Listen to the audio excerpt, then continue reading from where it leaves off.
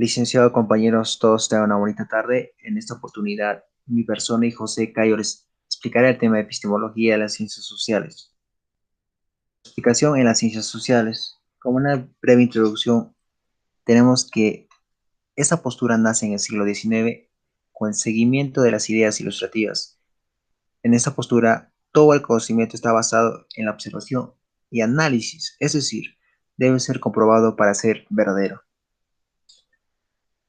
De entre los primeros temas planteados por Augusto Comte, padre del positivismo, tenemos la búsqueda de las leyes invariantes. Las obras de Comte, Curso de Filosofía Positiva y Discurso sobre el Espíritu Positivo, contienen lo esencial de su filosofía de las ciencias. En ellas, afirma que el verdadero conocimiento es el proporcionado por las ciencias y rechaza consecuentemente todo conocimiento que no proviene de los hechos, especialmente el formado por las elaboraciones metafísicas. Dentro de su positivismo, Comte tenía una concepción unificada de las ciencias, ya que según él, todas provenían de un tronco común, lo que permitía clasificarlas según el principio de generalidad decreciente. Primero, las matemáticas, como la ciencia más general, luego la astronomía, después la física mecánica, la química, la biología y finalmente la sociología o física social. Luego tenemos a Carlos Marx con la explicación dialéctica. Nos dice que toda la realidad social está sometida al movimiento dialéctico, que significa un proceso permanente de contradicciones. Por ejemplo, contradicción entre las fuerzas de producción y las relaciones de producción, entre la burguesía y el proletariado. En el proceso dialéctico de acciones y contradicciones, los fenómenos sociales están relacionados entre sí en una causalidad dialéctica, según la cual una de ellas puede ser la causa de otro, pero a su vez, este puede actuar sobre su causa, es decir, en la sociedad y en términos históricos se da una causalidad recíproca. Luego tenemos a Durkheim con la explicación por causas. Sociólogo francés Émile Durkheim es el principal representante del paradigma positivismo en las ciencias sociales. ¿Qué son para Durkheim los hechos sociales? En sus propias palabras, nos dice que consisten en maneras de actuar, de pensar y de sentir que están dotadas de un poder de coerción virtual del cual se imponen a él. Durkheim distingue netamente entre hechos materiales y hechos inmateriales. Son estos últimos con sus características de coerción los que constituyen el objeto de estudio de la sociología. En palabras actuales, tales hechos corresponden a valores y normas internalizadas cuya coerción consiste en que su no cumplimiento lleva algún grado de menor o mayor sanción social. Luego tenemos a Malinowski y Merton con la explicación funcionalista. El análisis funcionalista de la cultura trata de explicar hechos antropológicos en todos los niveles de desarrollo, por el papel que desempeñan dentro del sistema total de la cultura, por la manera como se relacionan entre sí y dentro del sistema, y por la manera como este sistema se relaciona con el mundo. Thomas Merton presenta en su obra un marco conceptual denominado por él con el nombre de un paradigma para el análisis funcional en sociología, que pretende poner orden y claridad teórica y metodológica en este campo mediante el análisis de 11 conceptos. ¿Cuáles son esos 11 conceptos?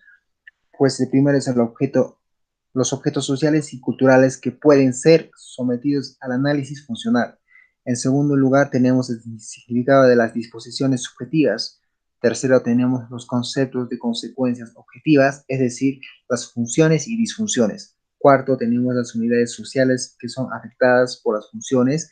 Quinto, el concepto de prerequisitos funcionales. Sexto, tenemos el concepto de mecanismos sociales mediante los cuales se ejercitan las funciones. Luego tenemos el concepto de alternativas funcionales. Luego, en octavo lugar, tenemos los obstáculos a las funciones. Luego tenemos el concepto de dinámica y cambio. Luego tenemos el concepto de la validación de análisis funcional. Y por último, tenemos los problemas de implicaciones ideológicas del análisis funcional. Luego tenemos a Karl Popper con el racionalismo crítico. Para Popper, todas las teorías son meras hipótesis, todas pueden ser rechazadas en un cierto momento, al ser constatadas con la realidad. Esta afirmación no quiere decir, sin embargo, que haya que abandonar la búsqueda de la verdad. en el hecho que dice Popper, la verdad es una idea reguladora que guía nuestras investigaciones. Las ciencias sociales. Popper propone volver al método científico deductivo, con las características especiales que ya fueron señaladas, más que la tarea de proponer soluciones o problemas concretos, como la pobreza, el analfabetismo, el de la opresión política, etc. Sugiere en esa línea una metodología que permite el desarrollo de una ciencia social tecnológica. Luego, la aplicación de la teoría tecnológica constituye para Popper una actividad de ingeniería social opuesta a la pretendida ingeniería holística de la posición historicista. Esa ingeniería social la desempeñaría el ingeniero social fragmentario, cuya principal función sería el de proyectar instituciones sociales y reconstituir y manejar las que ya existen.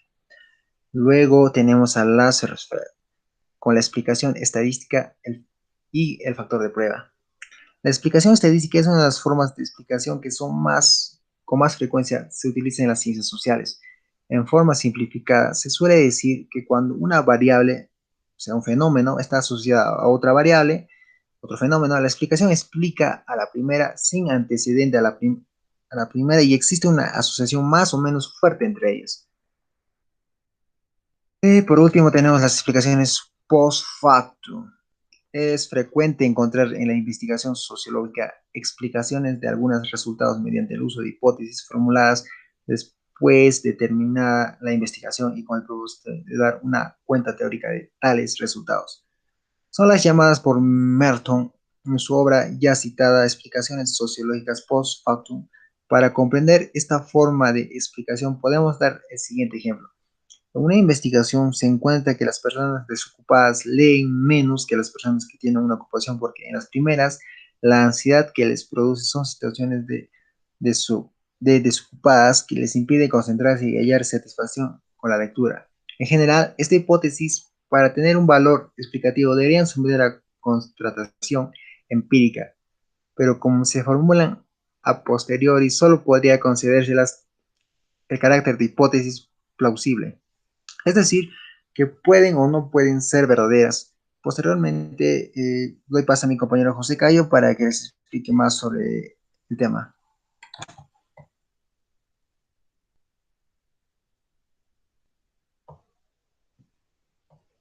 ¡Ah! Ya está, ya, no sé. ¿Qué tal?